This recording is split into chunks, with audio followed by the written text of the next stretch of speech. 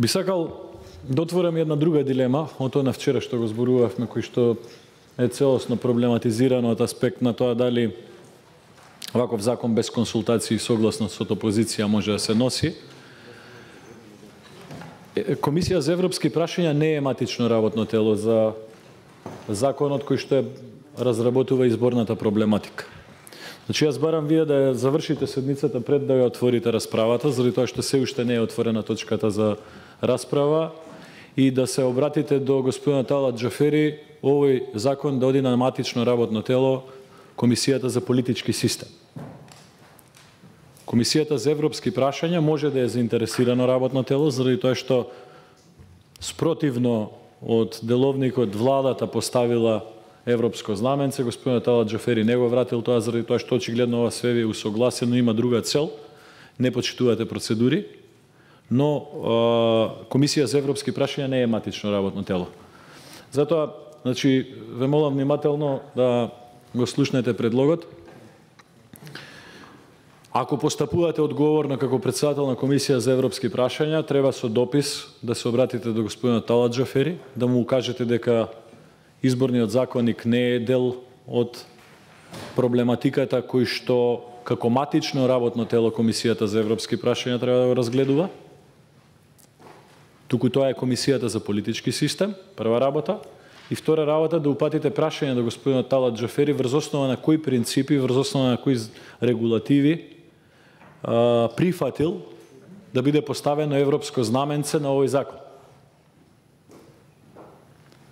Ако господинот Талат Џафери постапува согласно деловникот, треба да го врати предлогот до владата, заради тоа што овој предлог е нецелосен и некомплетен.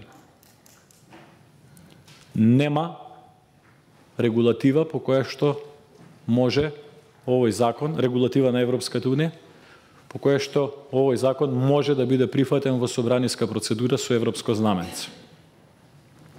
Владата на Република Македонија, кога би го добила таквиот допис од господинот Талат Џафери, треба одново, во нова постапка, да го предложи законот до собранието на Република Македонија. Секако тие може да предложат законот да биде поскратена или поитна постапка, но не може да предложат законот да носи европско знаменце. Или ако предложат да носи европско знаменце, законот треба да има регулатива за усогласување. Знаејќи дека и оваа проблематика, исто како проблематиката за законот за јазици, е посебно регулирана во секоја од државите членки на Европската унија, јасно е дека поставувањето на знамето на Европската унија на овој закон е повторно злоупотреба на тоа знаме. Затоа, доколку сакате бар да оставите впечаток дека почитувате ред и пореток и дека не функционирате по принцип на безвластие, кој што е очигледно во собрание, и покажувате сериозни сигнали до граѓаните на Република Македонија дека и тие може слободно да прават што сакаат, че граѓаните на Република Македонија од сега, кога ќе ги запре полиција за 30 км на час поголема брзина во возење, треба да одбијат да платат казна. Или да покажете европско знаменце на колата. На колата да ставате европско знаменце.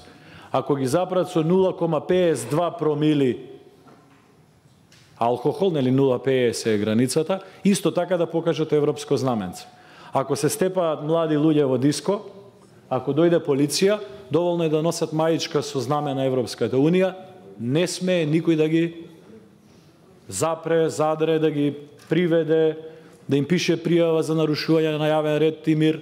Значи, апсолутно никој од сега во оваа држава, кој што носи на себе знаме на Европската унија, на маица, на кола, на саат, може и саат и младиве да си купат со знаме на Европската унија. Да, цигари со знак на Европската унија може да се шверцуваат од страна градоначалници на СДСМ. Никој не смее да ги казне. Заради тоа што кога вие тука ставате знаме на Европската унија, не е една одредба, десетици одредби прекршуваат. Не смее овој закон да биде во собрание со знаме на Европската унија, но сакам да бидам коректен и велам, смее да биде поскратена или поитна постапка, но не со знаме на Европската унија. Не смее овој закон да биде на Комисија за европски прашања како матично работно тело. Може како заинтересирано работно тело. Затоа, господине Груби, вие немате ни право да отворите амандманска расправа. Не ви е отворена воопшто расправа. Значи, амандманска расправа по овој закон единствено може да тера Комисијата за политички систем и законодавно-правната комисија.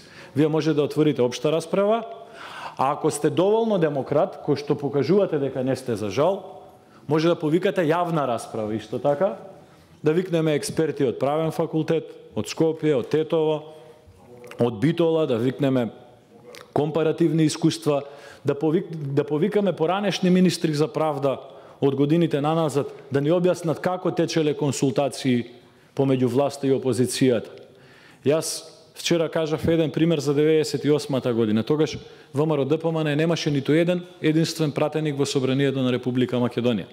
Тогашната власт на СДСМ располагаше со повеќе од 90, можеби 100 пратеници во мнозинство. Не вака составено мнозинство со меѓусебни уцени и пазари, туку реално мнозинство од 100 пратеници. Тогаш изборниот законник пред изборите 98 година се донесе во консултации со вонпарламентарна партија. Да ве подсетам 2006 година исто така пред изборите кога премиер беше господинот Бучковски, а министер за правда беше господјата Мери Младеновска.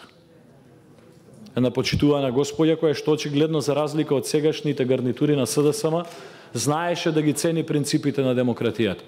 Тогаш ВМРО ДПМН во Собранието на Република Македонија имаше само 7 пратеници. Само 7 пратеници. Да. Да, 3 минути од редбата, ограничувањето од 3 минути важи за пленарна сала. Може да се јавите повторно. Ке се јавам. Значи, тогаш ВМРО ДПМН имаше само 7 пратеници.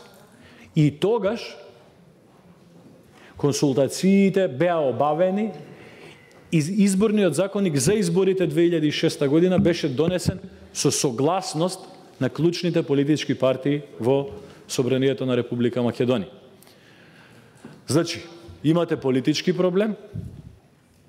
Прв пат во историјата на Република Македонија носите закон без консултации и усогласено со опозиција, имате и процедурален проблем. Овој закон во ваква постапка не смее да оди. Нити амандманска расправа смее тука да се обавува. Треба да си ја викнете Комисијата за политички систем, господинот Кирацовски, и да си тера во една постапка на закон по скратена постапка, но без европско знаменце. Но доколку имате намера, господине Груби, да си терате насила како што терате, покрај оние предлози кои што ги дадов во текот на вчерашниот ден, а тоа е да се укине и Собранието и сите други комисии, во ова собрание да доаѓате на работа само вие и господинот Талат Џафери, можам да ви дадам и друг предлог, пошто ја бришете Комисија за избори и именување, бришете двотретинско мнозинство, за да си олесните работата, господине Груби, ве молам ставете помало мнозинство, не мора 61, ставете 42-45, заради тоа што ќе треба па 2 недели да ве чекаме да соберете кворум на пленарна седница. Значи, за да не ве чекам, за да не ги успорите реформските... Колега. Да. Многу коректен сум. Јас за разлика од вас сум многу коректен. Вие не сте коректен заради тоа што упорно, грубо кршите процедура и прифаќате да терате постапки по закони кои што апсолутно немаат врска со Комисијата за европски прашања. Значи, за да не ги укочите евроинтегративните процеси, за да не ги укочите сите процеси кои што се потребни за Република Македонија, немојте да комплицирате со 61 пратени. Ставете 2 пратеници да гласаат за, едниот да е господинот Талат Џафери, другиот да е господинот Артан Груби, седнете вие 2, изберете ја Државната изборна комисија, нема потреба да доаѓаат колегите од Гостивар, од Тетово, од Гостивар, од Прилеп, од другите градови од Република Македонија, нема потреба да правиме трошоци, ве молам дај да ја затвориме расправата сега, отидете во кабинет кај господинот Талат Џафери, напишете си го списокот на Државната изборна комисија кој што ви одговара, гласајте вие 2 консензуално и со 2 гласа за изберете ја Државната изборна комисија Господинот Талат Джафери нека се подпише 2 пати. И вие подпишете се 2 пати, господин Артан Груби, и со 4 подписи објавете го ова каде сакате. На огласна табла, во службен весник, во некој локална радиостаница. Едноставно, играта која што играте е веќе толку непријатна, толку погазувачка по сите принципи на деловникот, на Уставот на Република Македонија, што се извинувам што морам со иронија да ви објаснам до која граница доаѓате. Дојде господин, само уште една реченица, дојде господинот Кирачовски, ќе му се обратам него, бидејќи како председател на комисијата не го спомнав досега, но ја спомнав неговата комисија. Значи би апелирав до господинот Груби и господинот Кирачовски, овој закон не е во надлежност како матично работно тело на Комисијата за европски прашања. Може Комисијата за европски прашања да го разгледува на 2 други начини. Првиот начин е како заинтересирано работно тело, вториот начин е да повика јавна расправа, па да викнеме експерти и искусни луѓе за изборната проблематика, но вашата комисија која што вие раководите, Комисијата за политички систем, е надлежна за ова законско решение. Затоа побарав од него да го со писмено обраќање до господинот Талат Джафери да го врати законот таму, а вие како председател на Комисијата за политички систем да ја превземете надлежност. Благодарам, еве има согласност од господинот Кирачовски дека доколку господинот Артан Груби го направи тоа, тој ќе ја превземе обврската на Комисија за политички систем да се спроведе постапката.